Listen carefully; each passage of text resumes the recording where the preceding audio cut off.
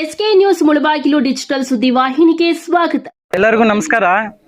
ಇವತ್ತು ಈ ಒಂದು ಬಾಬಾ ಬುಡಂಗಿರಿ ಮತ್ತು ಮಂಗಳೂರು ಮತ್ತೆ ಉಲ್ಲಾಲ್ ದರ್ಗಾ ಎಂಬ ಯಾತ್ರೆ ಪ್ರವಾಸ ಏನು ಆಯೋಜನೆ ಮಾಡಿದ್ದೇವೋ ನಮ್ಮ ಮೈನಾರಿಟಿ ಸಹೋದರರಿಗೆ ಆಯೋಜನೆ ಮಾಡಿದ್ದೇವೆ. ಈಗಾಗಲೇ ನಾವು ಶಿರಡಿ ಪ್ರವಾಸವನ್ನು ಮುಗಿಸಿದ್ದೀವಿ. ನಾವು ಹಿಂದೂಗಳು ನಾವೆಲ್ಲ ಶಿರಡಿ ಪ್ರವಾಸ ಹೋಗಿದ್ದೀವಿ ಅನ್ನೋ ಒಂದು ಕಾರಣದಿಂದ ನಮ್ಮ ಅಣ್ಣ ತಮ್ಮದಿರಾದಂಥ ಮೈನಾರಿಟಿ ಸಹೋದರರಿಗೋಸ್ಕರ ಇವತ್ತು ಈ ಒಂದು ಪ್ರವಾಸವನ್ನು ಆಯೋಜನೆ ಮಾಡಿರುತ್ತಾರೆ. ಪ್ರತಿ ವರ್ಷದಂತೆ ಕೊಟ್ಟ ಮಾತಿನಂತೆ ಪ್ರತಿ ವರ್ಷ ಕೂಡ ಹಿಂದೂ ಮುಸ್ಲಿಂ ಅನ್ನೋ ಭೇದವನ್ನೇ ಇಲ್ಲದೇನೆ ಈ ಒಂದು ಪ್ರವಾಸಗಳನ್ನು ಕಲಿಸಿರುತ್ತಾರೆ. ಇವತ್ತು ಈ ಒಂದು ನಮ್ಮ ಶಿರಡಿ ಪ್ರವಾಸ ದರ್ಶನ ಭಾಗ್ಯ ಮತ್ತೆ ನಮ್ಮ ಉಲ್ಲಾಲ್ ದರ್ಗಾ ಭಾಗ್ಯ, ಈ ಒಂದು ಭಾಗ್ಯಗಳನ್ನು ಕಲ್ಪಿಸಿರುವಂತಹ ನಮ್ಮ ನೆಚ್ಚಿನ ಜನನಾಯಕರು ನಮ್ಮ ಆನಂದ ರೆಡ್ಡಿ ಅನ್ನೋರಿಗೆ ಅಭಿನಂದನೆಗಳು. ಮತ್ತೆ ಆ ಒಂದು ಶಿರಡಿ ಸಾಯಿಬಾಬಾ ಅವರ ಒಂದು ಆಶೀರ್ವಾದ ಮತ್ತೆ ಅಲ್ಲಾ ದೇವರುಗಳ ಆಶೀರ್ವಾದ ನಮ್ಮ ಅಣ್ಣನ ಮೇಲೆ ಇರಲಿ, ಮತ್ತೆ ಅವ್ರ ಕುಟುಂಬಸ್ಥರ ಮೇಲೇನೂ ಇರಲಿ. ಅದೇ ರೀತಿ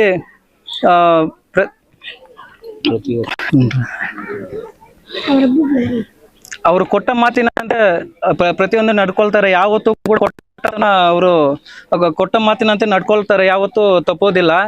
ಒಂದು ಬಿಲ್ಲಿನಿಂದ ಬಾಣ ಬಿಟ್ರೆ ಹೇಗೆ ಗುರಿಯನ್ನು ತಲುಪುತ್ತದೋ ಅದೇ ರೀತಿ ಅಣ್ಣ ಆಗ್ಲಿ, ತಮ್ಮ ಆಗ್ಲಿ, ಮಗ ಆಗ್ಲಿ, ತಂದೆ ಆಗ್ಲಿ, ತಾಯಿ ಆಗ್ಲಿ ಮಾತು ಕೊಟ್ಬಿಟ್ರೆ ಅದು ಕೆಲಸವನ್ನು ಮಾಡುತ್ತಾರೆ. ಮತ್ತೆ ಇನ್ನೊಂದು, ನಮ್ಮೂರಿನಲ್ಲಿ ನಾವು ಹಿಂದೂ ಮುಸ್ಲಿಂ ಭೇದ ಭಾವನೆ ಇಲ್ಲ. ನಾವೆಲ್ಲರೂ ಅಣ್ಣ ತಮ್ಮಂದ ರೀತಿಯಲ್ಲಿ ಒಗ್ಗಟ್ಟಾಗಿ ಇದ್ದೀವಿ, ಒಗ್ಗಟ್ಟಾಗಿ ಇರ್ತೀವಿ. ಆವತ್ತೂ ಒಗ್ಗಟ್ಟಾಗಿ ಇದ್ದೀವಿ, ಇವತ್ತು ಒಗ್ಗಟ್ಟಾಗಿರ್ತೀವಿ, ನಾಳೆನೂ ಒಗ್ಗಟ್ಟಾಗಿರ್ತೇವೆ. ಇಲ್ಲಿ ನಮ್ಮ ಊರಿನಲ್ಲಿ ಆ ಪಕ್ಷ ಈ ಪಕ್ಷ ಅಂತ ಎಂಥದ್ದೂ ಇಲ್ಲ. ಇಲ್ಲಿರೋದು ಕೇವಲ ಒಂದೇ ಒಂದು ಪಕ್ಷ, ಅದು ನಮ್ಮ ಆನಂದ ರೆಡ್ಡಿ ಪಕ್ಷ.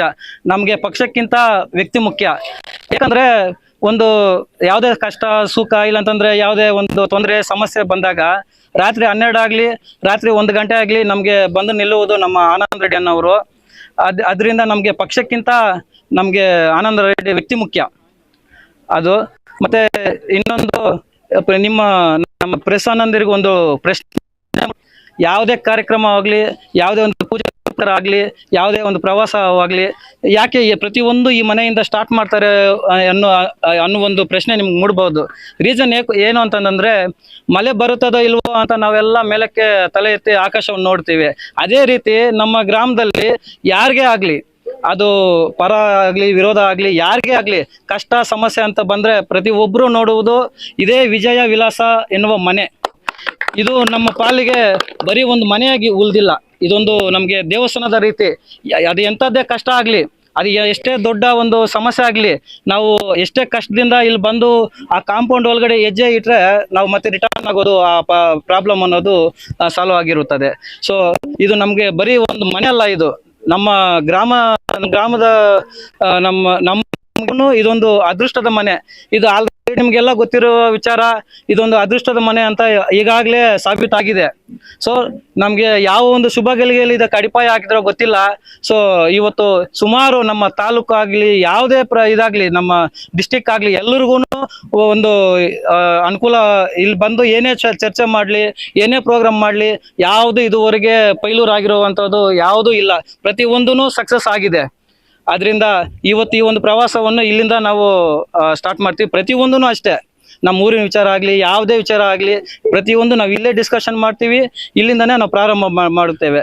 ಮತ್ತು ಇನ್ನೊಂದು, ನಮ್ಮ ಯುವ ನಾಯಕರು ಭರತ್ ರೆಡ್ಡಿ ಅವ್ರ ಬಗ್ಗೆ ಹೇಳುವುದಾದರೆ, ಕೆಲವೊಂದು ವಿಚಾರಗಳು ನಮ್ಮ ಅಣ್ಣವರೊಂದಿಗೆ ಡಿಸ್ಕಷನ್ ಮಾಡೋಕ್ಕಾಗಲ್ಲ.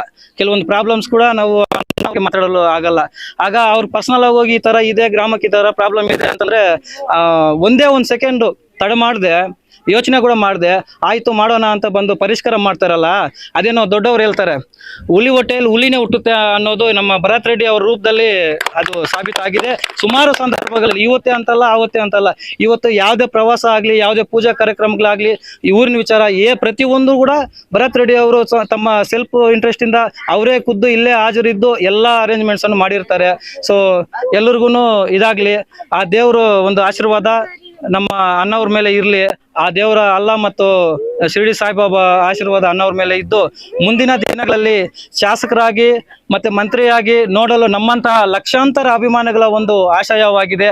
ಆ ಒಂದು ದಿನಗಳು ಮುಂದಿನ ದಿನಗಳಲ್ಲಿ ಬರಲಿ, ಆದಷ್ಟು ಬೇಗ ಅದು ನಮ್ಮ ಆಸೆ ನೆರವೇರಲಿ ಅಂತ ನಾನು ಆ ದೇವರಲ್ಲಿ ಪ್ರಾರ್ಥಿಸುತ್ತೇನೆ.